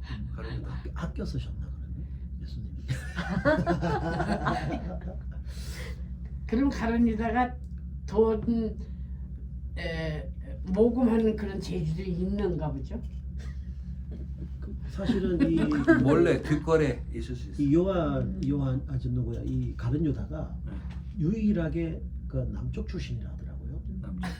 나머지 다 제자들은 북쪽 갈릴리 지방 갈릴리 출신이고 북쪽 출신이고 예수님 제자 중에 가장 예루살렘 출신 남쪽 예루살렘 유대 출신은 이 가룟 유다밖에 없었다는 거예요. 그러니까 굉장히 배우고 똑똑하고 지식이 있고 그런 제자 중 진짜 이렇게 소개를 하더라고요. 네, 뭐 그건 뭐 그럴 수 있고, 중요한 거는 돈이 어디서 왔느냐. 이게 돈이 조금이면은 그거만 담당하는 사람이 뭐 없어도 돼요. 그때 그냥 있으면 뭐 제자니까 뭐 예수님이 고생하니까 되는 대로 가서 아무데나 같이 자고. 근데 그게 아니라 병 고침 받은 사람들이 헌금을. 예. 일단은 고침받은 자들이 헌물과 돈 이런 것을 가져왔을 것이고, 그다음에 중간에 믿은 사람들이 많아졌다 그랬어요. 믿는 사람들이. 그다음에 우리가 지난주에 보았지만은 마리아와 마르다와 나사로 집이 부자였어요. 부자였었어. 그리고 그 집을 예수님이 알고 사랑했었고 그리고 여러분 나드 한 옥합이 얼마일 것 같아요? 뭐 1년 봉급이라고 안 그랬어요? 얼마일 것 같아요? 얼마 그러니까 돈으로 치면 예. 한 100만 원? 권사님 1년치라는데 1년치. 아, 1년치 월급 1,000만 원. ong- 1,000만 원. 1년에 1,000만 원밖에 못 벌어요. 아, 몰라요. 그걸 깼어. 돈이 해가지고 나는 3천만 원 이상이에요. 네. 그걸 깼단 말이에요. 그게 그 어디에 집에 담겨 있었어요? 옥합. 옥합. 옥이 굉장히 비싼 네. 또 뭐라 그래 그 보석이잖아요. 보석. 옥. 그럼 나는 구멍은 있었을 거 아니에요. 아 그럼요. 근데 구태여 깰 필요까지는 없었을까? 이거 써놓는 건데 아닌가? 그러니까 그게 이제 수입으로만 가져올 수 있는 그 귀중한 그 뭐랄까요? 그걸 뭐라 해? 향재료거든요. 근데 나드는 인도에서만 가져오는 거예요. 이때 당시도 인도에서만 굉장히 비싸요. 그거 어떻게 왔을까 그때? 그거를 한꺼번에 살 수는 없으니까 사다가 계속 모았는데 그게 300데나리온이라고 했거든요. 1데나리온이 하루 품삯이에요. 그러니까 그거를 팔아서 가난한 자에 주면 좋지 않았느냐라고 할 정도였으니까 그거를 가지고 1년치에 그것을 깼기 때문에 그 집안이 부유했기 때문에 그런 향수도 수입품을 갖다가 가지고 있었을 것이다 라고 보는 거예요. 근데 가룟 유다는 이제 돈에 아주 밝은 사람이고 셈을 잘했던 사람인데 그러한 그러니까 나사로와 그 집안에서의 헌금도 있었을 것이고 그러니까 돈이 예수님을 따라다니는 사람들이 아주 굉장히 많았었어요. 그렇죠. 근데 이제 그것도 그렇지만은 항상 예수님은 몇 명이 같이 다녔던 거예요. 늘 13명이 다닌 거죠. 가룟 유다까지 12명 제자고 예수님까지. 그러면 이 사람들은 그냥 세 끼라고 합시다. 하루 세 끼를 드셔야 되잖아요. 성인이. 네? 그럼 어떻게 해야 돼요? 사 먹어야 되잖아요. 13명이 세 끼를 사 먹는다? 돈 만만치 않게 들어가죠. 또 그것만 들어가야 돼요. 부대 비용이 들어갈 거 아니에요. 물을 사 먹든지 음료수를 사 먹든지 아니면 신발이 뭐 고장나면 신발을 하든지. 그리고 이 13사람이 집을 나왔죠. 몇 년 동안? 3년. 3년 동안 집 나와서 집 안 들어가고 항상 잠도 같이 자야 되고 그런 숙소를 또 가면서 여인숙에서 자야 되는 상황. 물론 그렇지 않을 때도 있겠지만 아무튼 이렇게 저렇게 하는 거. 그리고 예수님이 다른 자들에게 뭡니까? 베푸는 것도 하셨을까요? 안 하셨을까요? 가난한 자들에게 하셨겠죠. 하셨단 말이에요. 그런 것도 기록이 없지만 주라고 했는데 예수님이 쟤들에게도 주라고 했었고 그러니까 부대 비용도 들어가고 하니까 돈이 항상 필요한 거예요. 근데 엘리사에게 게하시가 있었던 것처럼 예수님에게 가룟 유다 같은 사람이 있어서 뒷거래하면서 돈을 이렇게 하는 것들을 이제 보는 것이죠. 그래서 지난번에 6월절 전에 이 향유옥합 깼을 때도 막 뭐라 그러잖아요. 이거 팔아서 가난한 자들에게 주었으면 좋은데 근데 이제 예수님이 딱 가난한 자들은 항상 너희하고 같이 있는데 나는 아니다. 내 장례를 위한 장사를 짓는 것을 위한 것이다라고 얘기하시잖아요. 그러니까 가룟 유다가 돈 때문에 처음부터 그러니까 돈이 사람을 잡는 거예요. 돈이. 예, 돈이 그렇게 그런 역할을 합니다. 돈이라고 하는 게. 이 사람은 애초부터 예수님 팔아먹어야지 하고 예수님 딱 제자가 됐을까요? 그건 아니죠. 돈을 딱 본 순간부터 거기에 이제 마귀가 역사했던 거예요. 그래서 여기 너희 중에 하나가 나를 팔 것이다. 근데 제자들은 알았다 몰랐다? 3년 동안 몰랐던 거예요. 몰랐던 거는 두 가지. 제자들이 순수했고, 예수님이 말씀 안 하셨고. 예, 그것도 있고, 가룟 유다가 어떤 사람이었다? 야가. 아주 교묘한 사람이었다. 여기 지금 예수님 팔기 전에 하루 전에 가가지고 다 해놓고. 속닥속닥 하고 다 온 거란 말이에요.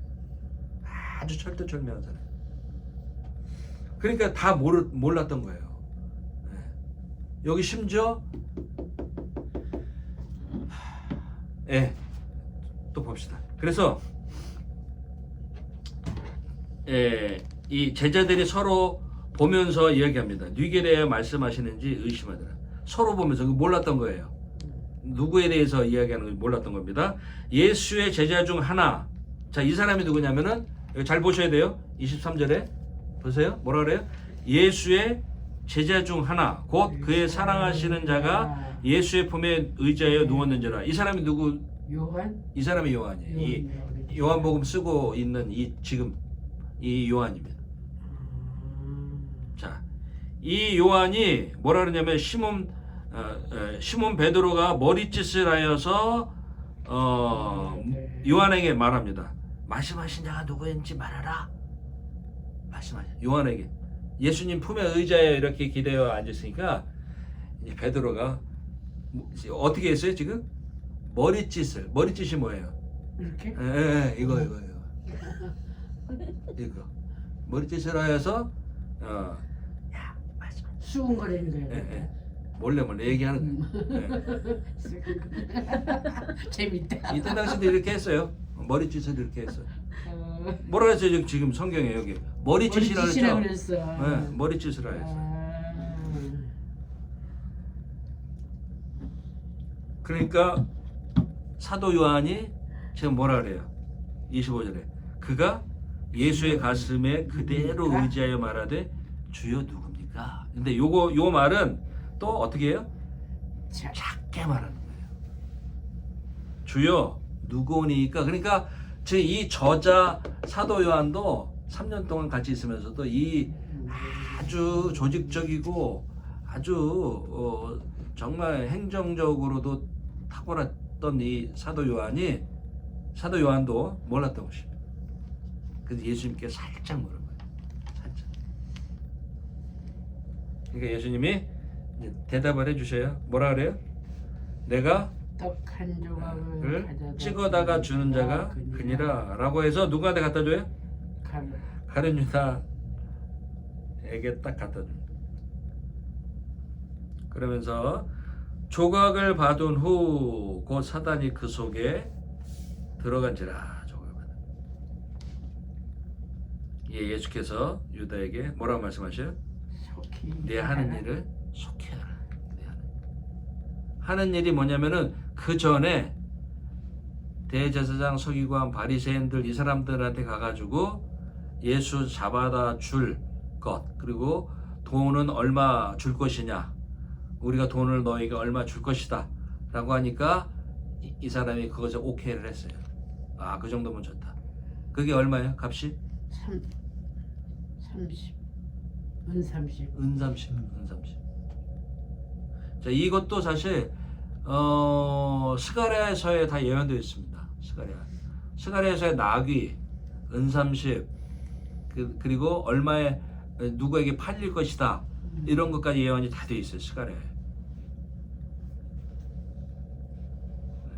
그래서 자, 여기 이 말씀은 무슨 뜻으로 하셨는지 그 앉은 자 중에 아는 이가 없고, 12제자가 있었지만 아무도 몰랐어요. 아니, 떡 한 조각을 주는 그 사람이 판다 파는 사람이다 그렇게 말까지 했는데 왜 몰라요?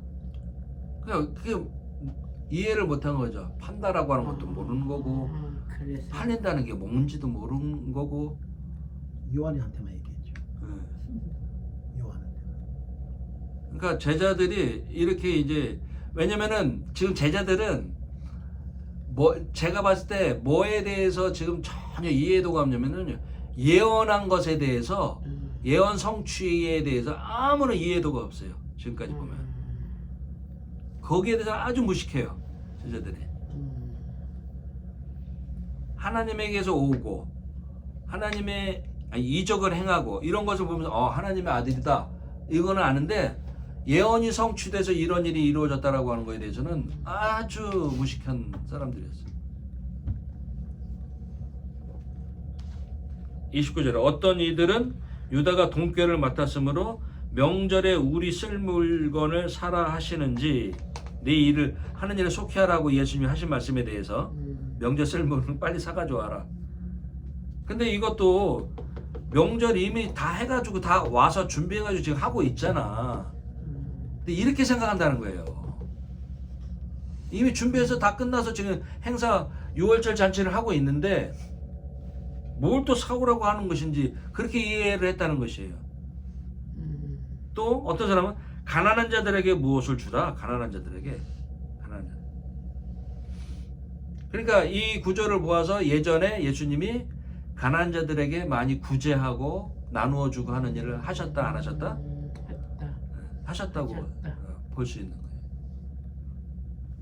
그렇게 생각을 하더라라고 하는 것이에요. 어떤 사람들은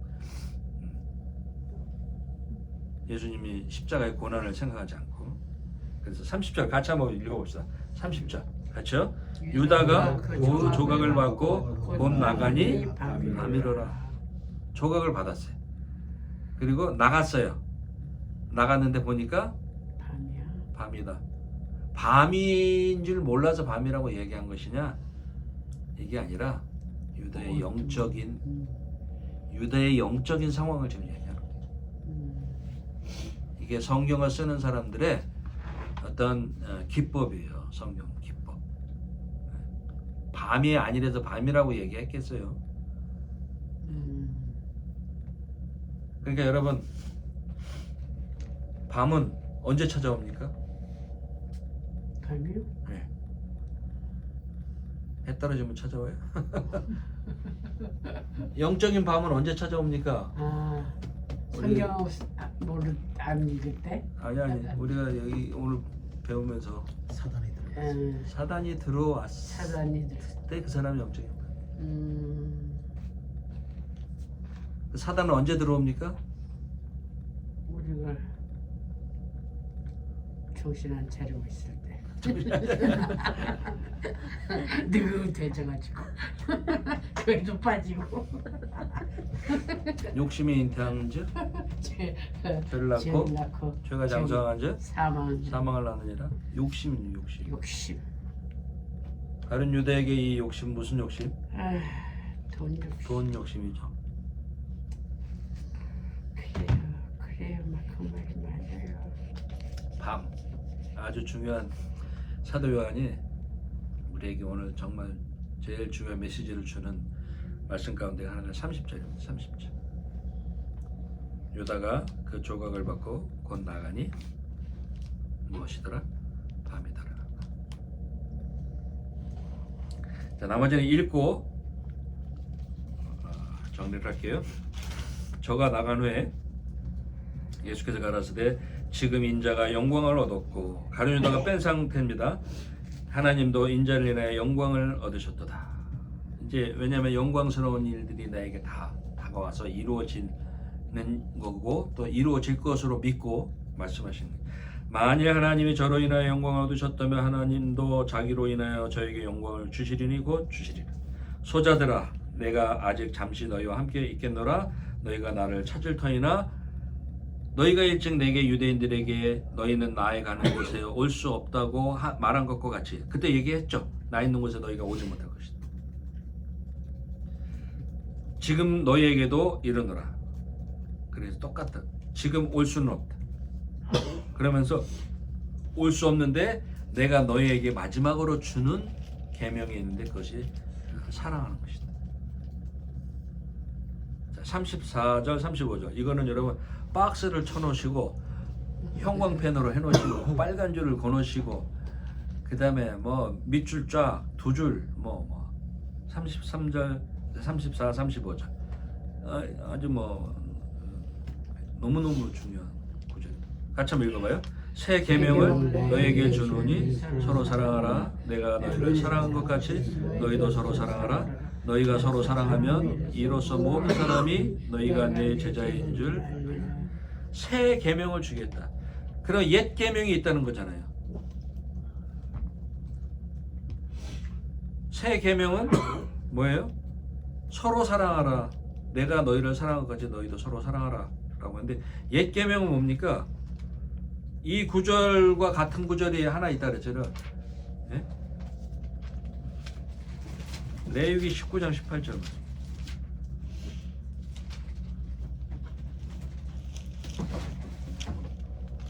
이거 제가 외우라 그랬죠. 레위기 몇 장 몇 절? 19장 18절. 네. 레위기 19장 18절.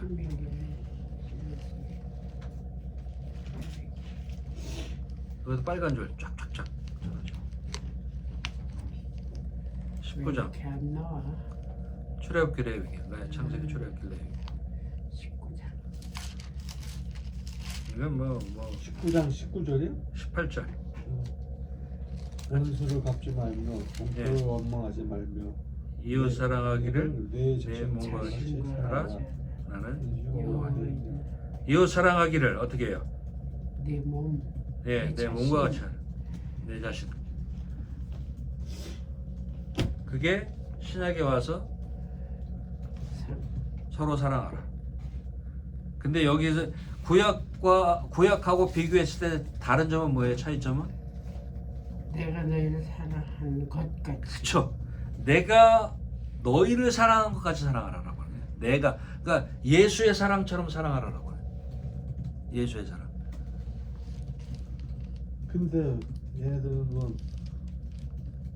지금도 보복은 끊이지 않잖아. 원수는 보복을 낳고 그러는데도 그거는 이제 구약에서도 레위기 19장 18절처럼도 안 하고 그러니까 동해 보복법.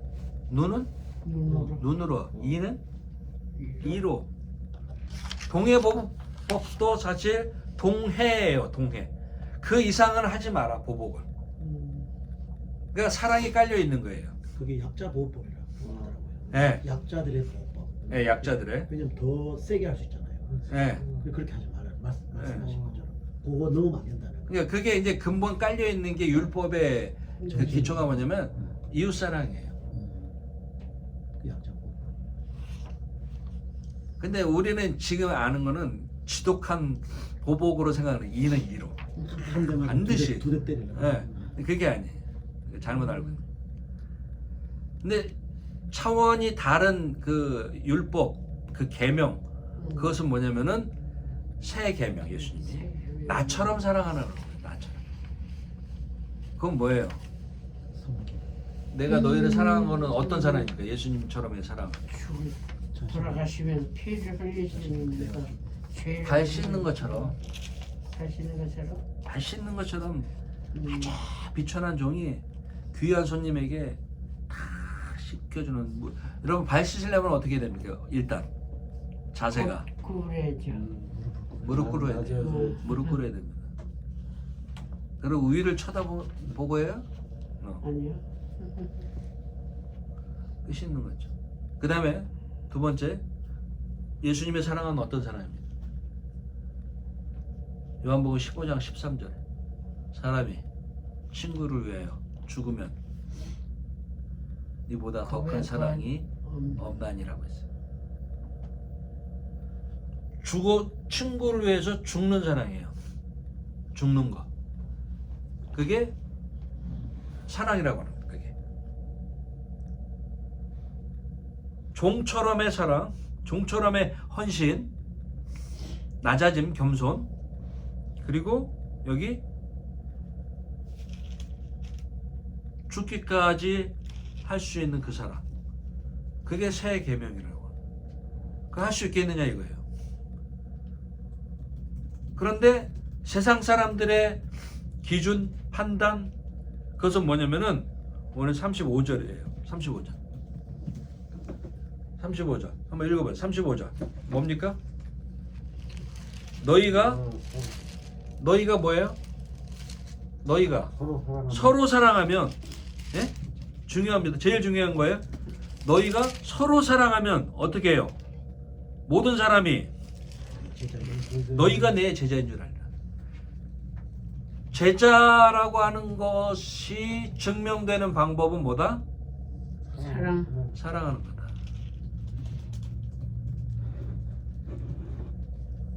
근데 이게 잘 보세요, 여러분. 이게 믿는 자가 세상 사람을 사랑하는 그 사랑이 아니고 누가 누구를 사랑하는 거예요? 종이. 믿는 자들끼리, 제자들끼리, 믿는 사람들끼리 서로 사랑하는 모습을 보면은 야, 저 사람들 정말 크리스찬이구나. 이거 중요합니다. 여러분, 싸움 제일 잘하는 단체 기관이 어딘 줄 아세요? 교회? 교회입니다. 교회. 교회? 교회예요. 아, 사탄이라 생각하니까? 반대편은? 야고보서에 보면 4장에 야고보서 4장에 무슨 내용 나옵니까? 몰라요. 그거 기억 못해요. 교회 안에 싸움 얘기입니다. 싸움. 교회 안에 싸움. 너희 안에 다툼이 어디서 나느냐? 이생의 자랑, 안목의 전문. 정요. 그게 다 교회 안에 싸움하는 거 얘기예요. 심각합니다. 이상이죠. 천호동 광성교회에서요, 담임 목사 물러가라 뭐하라 하는데 주일에 교인들이 예배 드리러 오는데 강목 들고 예배를 참석하는 거예요. 11시 예배. 끝나고 나 강목 싸움을 하는 거예요. 그리고 어딥니까? 동양선교회 LA. 아, 거기도 거기는 싸움을 엄청 했죠. 근데 거기도 뭐 들고 했어요? 거기는 이제 서로 마음에 안 드는 사람들한테 침을 뱉는데. 예전에 그랬단 말이에요. 지금 예전에 몇 년 전에. 집에 강원준미 목사님 나올 때 그때 그런 거예요? 그때쯤. 그래서요, 세상 사람들이 이 35절 굉장히 중요한 구절입니다. 너희가 서로 사랑하면 이로써 모든 사람이 너희가 내 제자인 줄 알라. 사랑하는 것 보고 제자인 것을 사람들이 알 것이다. 그러는 것입니다. 너희가 서로 사랑하지 못하면 어떻게 세상 사람들이 너희를 사랑한다고 볼 수 있겠느냐? 보지 못하는 하나님을 사랑하지 못하는데, 그 성경에 나오죠. 요한서, 요한 1서. 예? 어떻게 하나님을 사랑하느냐? 보이는 사람도 사랑하지 못하는데. 아주 중요합니다. 새 계명을 너희에게 주노니 서로 사랑하라. 내가 너희를 사랑한 것 같이 서로 사랑하라. 너희가 서로 사랑하면 이로써 모든 사람이 너희가 내 제자인 줄 알리라. 자, 마지막 베드로에게 이제 예수님이 주시는 말씀입니다. 베드로는 또 기가 막힌 이야기를 하면서 한 번 또 망치로 얻어 맞습니다. 또 깝죽대다가 시몬 베드로가 가로되 주여 어디로 가시나이까? 근데 간다고 하니까 예수께서 대답하시되 나의 가는 곳에 내가 지금은 따라올 수 없으나 후에는 따라오리라. 그러니까 끝까지 가겠다는 거예요. 이렇게 지금 이 말을 또 이해를 못하는 거예요. 그러니까 내가 지금은 따라올 수 없으나 후에는 따라오리. 지금 따라올 수 없는 이유는 뭐예요? 십자가 지는. 네, 십자가 지기 때문에 따라오지 못하고, 근데 후에는 따라오리라. 이건 또 무슨 말이에요? 너도 십자가 지. 저기 순교하는 순교 자리 간다. 아니 이건 천국 가는 거예요. 천국 가는 거. 네. 후에는 따라올 것이다. 천국은 네가 올 것이다. 그러니까 이거 또 헛다리 잡는 거예요. 또 베드로 이 얘기 딱 듣고 후에는 따라올 수 없다. 그럼 내가 놓치지 않고 계속 따라가야겠다. 이걸 지금 육체적인 것을 얘기합니다. 30절에 베드로가 뭐래? 주여 내가 지금은 어찌하여 따를 수 없나이까? 나 끝까지 따라가겠습니다. 그러니까 주를 위하여 내 목숨을 버리겠나이다. 그러니까 예수님이 내가 나를 위해 목숨을 버리겠느냐? 뭐라 그래요? 닭 울기 전에 세 번. 네가 나를 3번 부인하리라. 3번 부인하리라. 결국 이 말도 베드로의 이 말은 뭐예요? 자기의 야망이죠. 야망. 자기 신뢰. 이거를 앞세운 것이죠. 자기 자만. 자만이죠. 그래서 이런 내용들을 보면서 14장은요 이 계속 이어지는 말씀입니다. 어디 다른 장소에 가서 시간과 날짜가 바뀌는 게 아니고 계속 이어지는 말씀을 계속 쭉 하십니다. 너희는 마음에 근심하지 마라. 하나님이 또 나를 믿으라라고 하면서 성령을 보내줄 것이다 라고 하는 것을 지금 제일 불안한 게 뭡니까? 제자들에게 예수님이 죽는다고 하는 거잖아요. 3년 동안 기껏 따라왔는데 죽는다고 하면 죽으면 어떻게 되는 거예요? 제자들은 뭘 생각했을까요? 3년 동안 기껏 따라다녔는데 헛것이다. 네. 3년 따라다녔는데 예수님이 돌아가신다? 아무것도 안 남는 게. 그 부활하고 승천할 것이다 라고 하는 것은 뭔지 모르는 거예요. 그게 부활이 뭐고 승천이 뭔가. 지금 여기서도 예수님이 십자가를 짓는 거를 지금 모르고 있는 상태잖아요. 너 제자들이요? 예. 계속 얘기하죠. 내가 죽을 것이다 라고 얘기하는데 그 말이 무슨 말인지를 못 알아듣는 거예요. 그러니까 그 말도 못 알아들어서 답답하기는 하시지만 예수님이 꼭 하셔야 될 말씀은 뭐냐면은 내가 승천하면은 나 대신에 너희를 보호하고 위로해줄 성령. 보혜사 성령을 보내주실 것이다라고 하는 그거 굉장히 중요한 거잖아요. 그 말씀도 하셔야 되잖아요. 그 말씀을 비로소 하시는 거예요.